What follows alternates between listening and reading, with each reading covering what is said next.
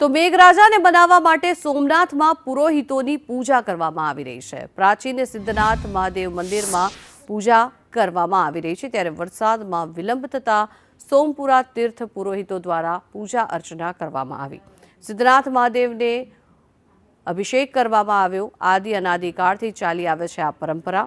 જ્ઞાનવાપી વાવમાંથી પાણી લઈને મહાદેવજીને અભિષેક કરવામાં આવે છે।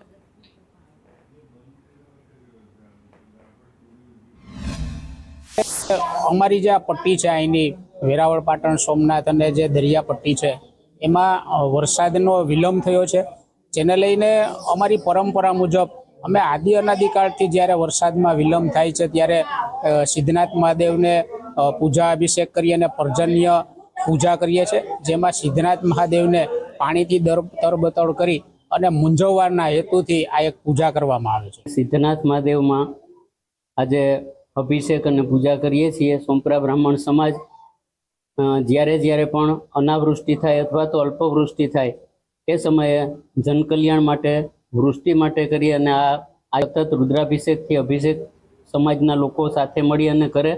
બાજુમાં એક જ્ઞાનવાપી કરી અને વાવ છે, એ વાવમાંથી પાણી લઈ આવી અને સતત અભિષેક કરવામાં આવે અને જ્યારે અભિષેક ચાલતો હોય એ દરમિયાન ભગવાનને સતત પાણીમાં જ ડૂબેલા રહે એવી વ્યવસ્થા ગોઠવાય।